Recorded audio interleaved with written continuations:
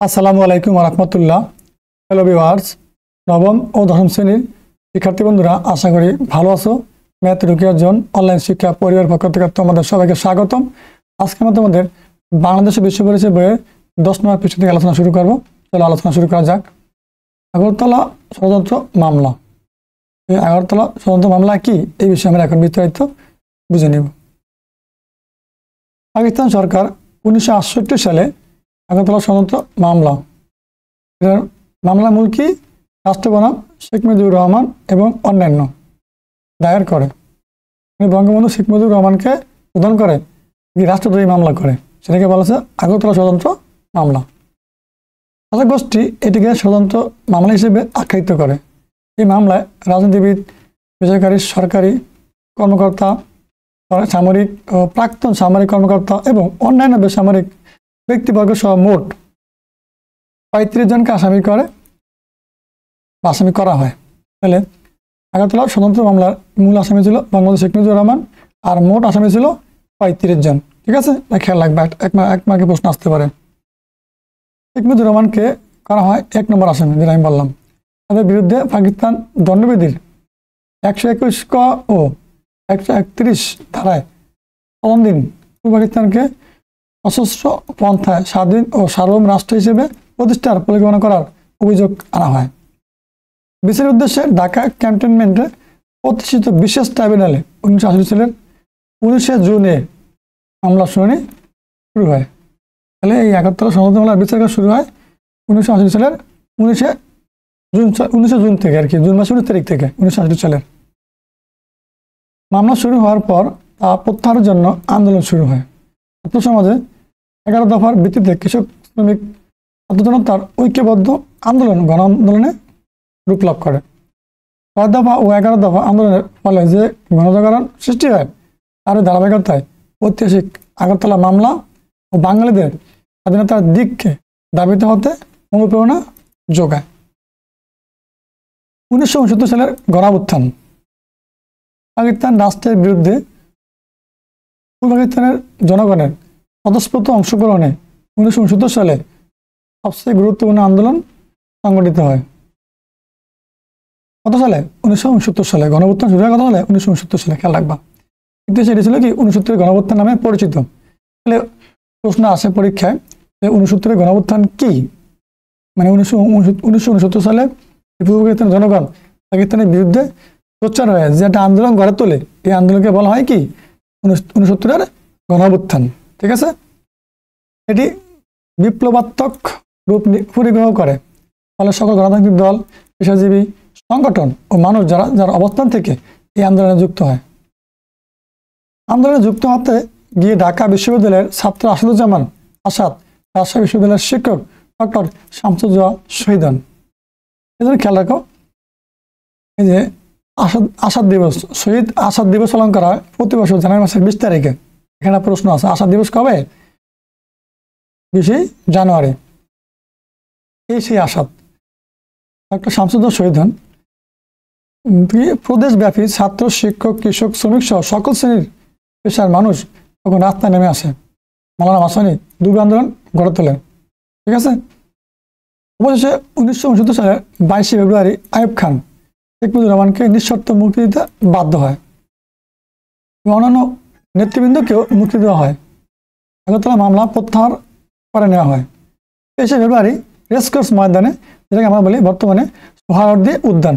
খেয়াল করো, এটা প্রশ্ন আসে, রেসকোর্স ময়দানের বর্তমান নাম কি? সোহরাওয়ার্দী উদ্যান। আর সোহরাওয়ার্দী উদ্যানের পূর্ব নাম কি ছিল? রেসকোর্স ময়দান। ছাত্র সংগ্রাম পরিষদের পক্ষ থেকে শেখ মুজিবুর রহমানকে সম্বোধনা দেওয়া হয়। তাহলে ছাত্র সংগ্রাম পরিষদের পক্ষ থেকে শেখ মুজিবুর রহমানকে সম্বোধনা দেওয়া হয় কখন? 23 ফেব্রুয়ারি রেসকোর্স ময়দানে, যেটাকে আমরা বলি বর্তমানে সোহরাওয়ার্দী উদ্যানে। সেখানে তাকে বঙ্গবন্ধু উপাধিতে ভূষিত করা হয়। তাহলে যে আমরা বলি বঙ্গবন্ধু শেখ মুজিবুর রহমান, তাকে বঙ্গবন্ধু উপাধি দেওয়া কখন? 23 ফেব্রুয়ারি 1969 সালে। কোথায়? রেসকোর্স ময়দানে, বর্তমানে সোহরাওয়ার্দী উদ্যানে। তখন দিন ডাকসুর বিবি ছাত্রনেতা জনাব তোফায়েল আহমেদ এই প্রস্তাব উত্থাপন করেন। তাহলে এই বঙ্গবন্ধু শেখ মুজিবুর রহমানকে বঙ্গবন্ধু উপাধি দেওয়া হয় 23 ফেব্রুয়ারি 1969 সালের এই বর্তমানে সোহরাওয়ার্দী উদ্যানে বা রেসকোর্স ময়দানে। আর তখন এই যে বঙ্গবন্ধু এই কথাটা উত্থাপন করছিলেন কে? তদানীন্তন ডাকসুর বিপি ছাত্রনেতা জনাব তোফায়েল আহমেদ। ঠিক আছে। গণঅভ্যুত্থানের ঐতিহাসিক প্রস্তাব বা প্রভাব কি ছিল? 1969 সালের গণঅভ্যুত্থানের ফলে পাকিস্তানের সামরিক শাসক আইয়ুব খান পদত্যাগ করতে বাধ্য হন। এর পূর্বে তিনি ঐতিহাসিক আগরতলা মামলা তুলে নেন। জেনারেল ইয়াহিয়া খানের নতুন সামরিক সরকার বাধ্য হয় 1970 সালে পাকিস্তানে সাধারণ নির্বাচন দিতে। উনি তো পদত্যাগ করার পর জেনারেল ইয়াহিয়া খানের খাতে ক্ষমতা হস্তান্তর করেন। আবার জেনারেল ইয়াহিয়া খান আবার 1970 সালে এই পাকিস্তানের সাধারণ পরিষদ নির্বাচন দিতে বাধ্য হয়।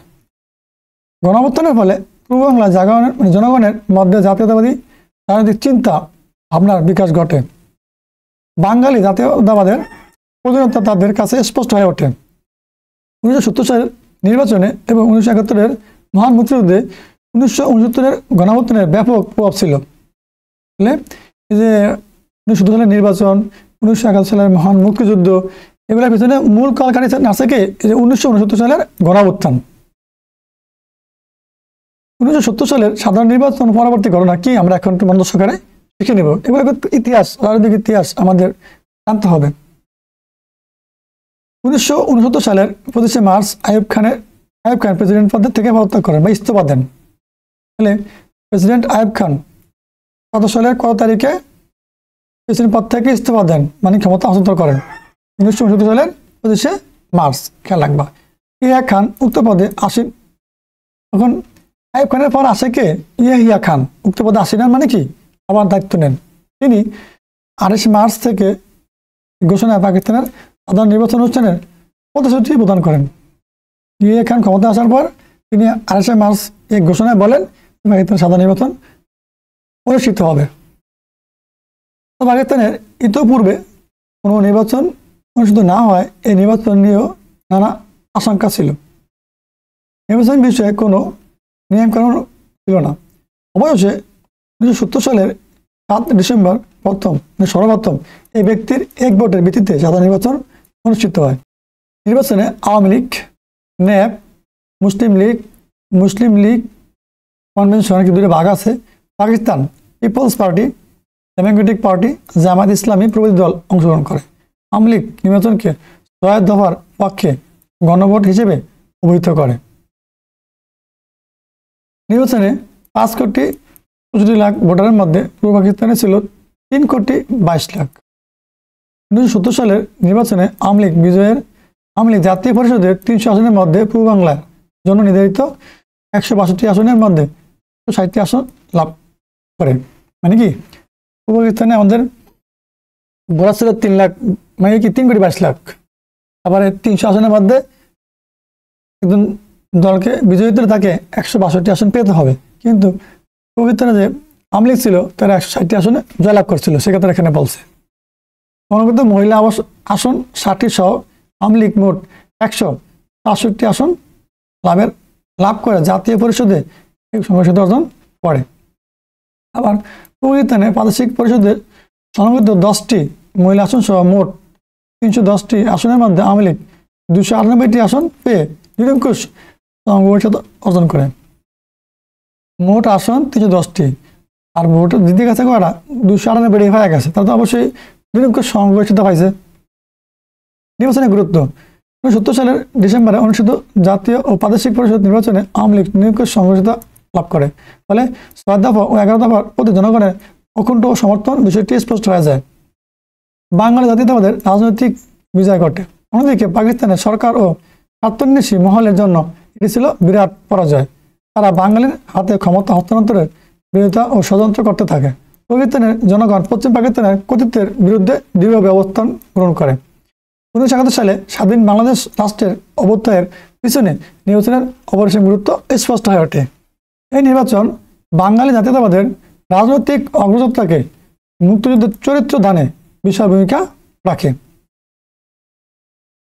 পরিণতিতে স্বাধীন সার্বভৌম বাংলাদেশ রাষ্ট্রের অভ্যুদয় ঘটে। শিক্ষার্থী বন্ধুরা, আজকের আলোচনা এতটুকু ছিল। তোমরা সুন্দর করে ক্লাসে দেখো, আর তোমাদের সকল বিষয়ের ধারাবাহিক ক্লাস আমাদের ম্যাথ এডুকেশন ইউটিউব চ্যানেল এবং ফেসবুক পেজের সাথে থেকে দেখে নাও। আল্লাহ হাফেজ।